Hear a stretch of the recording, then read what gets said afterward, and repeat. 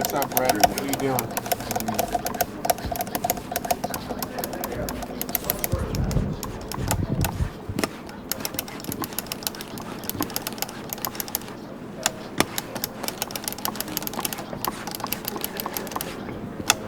Start up the phonograph. For a while, DJs in hip hop kind of were forgotten about, and the MC had all the attention, you know? DJs were breaking records over the radio. DJs were the ones doing the scratches on the vinyl. DJs were actually producing a lot of these songs, but for some reason they weren't getting a lot of the credit. You cannot do a party without a DJ. No way, no how. If a rapper comes to the party, he can't do anything because there's no DJ there. You know, there's no DJ there. And whoops. The DJ is the focal point of hip hop, okay? And basically, we're the beat makers, we're the entertainers, okay?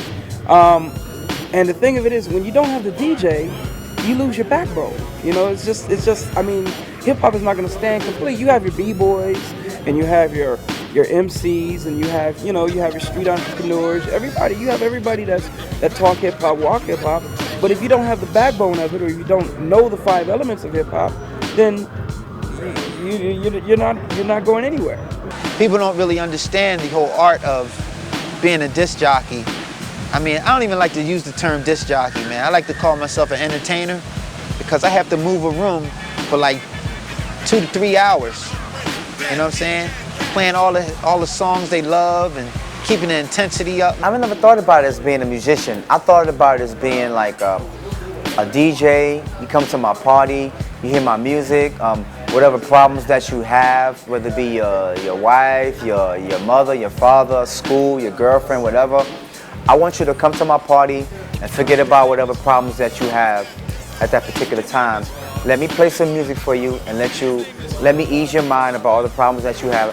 I probably won't make you forget about your problems, but I can like ease your mind of all the problems that you go through every day, you know? As DJ who play clubs can actually change people's moods and stuff, whether way they play hip hop, you know, they would be bobbing their head saying, oh, that's the joint and everything, or he would change it and play reggae, and then these guys would be looking for meat, you know? I mean, yeah, be looking for girls, and then, you know, and then one time I was DJing with my boys, and he was playing reggae and stuff, and this dude just comes up to stairs in the DJ booth, he's like, yo, I give you mad props, man.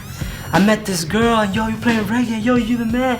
I mean, yo, the DJ could introduce you to a girl, if anything, you know, and stuff. I mean, you know, there's a lot of things that DJs can do. You communicate through your music, you know, like you could get, plenty of times I was in the crowd and just listening to somebody, I was like, damn, you know, I know what he's thinking on this, you know? I've seen people bob their heads, and I've seen people like get totally moved that they're jumping up and down and they just can't believe it, and they close their eyes, they're like, damn, you know, like that. And I've seen people just, you know, get so, you know, take this more than, it's like, I can't, there's no words to describe it anymore. It's rhythm, rhythmatic sounds, man, and that's what I created.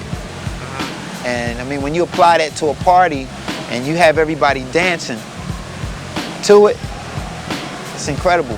Some people will actually just dance and really just get into the music, and some people just watch. And they'll still be really into it. Yeah. But at first, if you're not used to that, you're thinking, oh, they're not dancing. They must hate what we're playing. But really, they're just people like me. I'll get out on the floor and dance. He's not the type of person to go, you know, do spins on the floor. He'll just stand back and analyze the music and listen to it. And he's still just as equally into it as I am.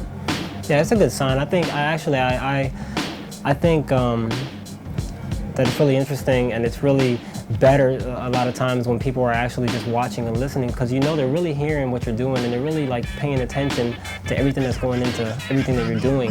Because a lot of times we play a lot of records and we're doing a lot of stuff, and there's a lot of stuff that people don't really catch. So the people that are really like paying attention are the ones that are really getting the full show and are really getting the most out of it. So it's. But then without the dancers, you completely lose the energy. When they boo you, that was the wrong record to put on. No, you gotta kind of like feel your crowd, man. It's like you have some DJs that just go out there and say, hey, whatever I play is going to be the shit and they're going to like it. You know, you can't have an attitude like that, man. I mean, people used to hearing what they're used to hearing, you know? So you have to be compassionate to what they like, but then add your own twist to it. I know when I'm doing something that I like and that moves me, but then if other people like it, that moves me too, so you kind of engage both. But it feels best when it's something that you're like, yeah, I did the right thing, and then everybody else responds like, you did the right thing. Sometimes when we mix at a club, we would have like 4 turntables, and it would just be, the energy's there, you know? You gotta find everybody, because like if there was like 3 or 4 people, 5 people up on the turntables, and it kind of like everybody's up there, one's being a beat, snare, hi-hat, or whatever like that, and it might sound like noise like for the first couple of bars just because everybody's trying to find something, you know?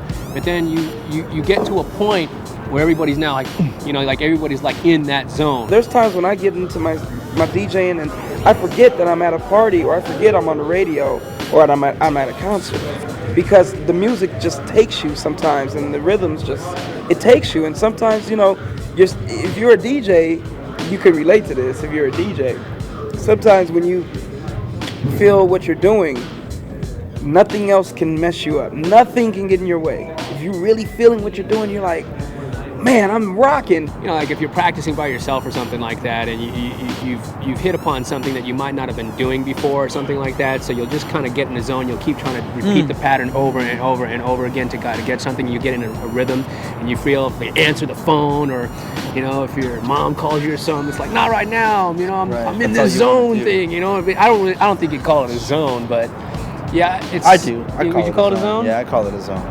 That happens. How do you know when you're there? You just know, you just feel it. Yeah, you just you feel everything it. you do, just when you're flows. just flowing. It just flows. You're just flowing. You don't have to think about it. I think it's spiritual.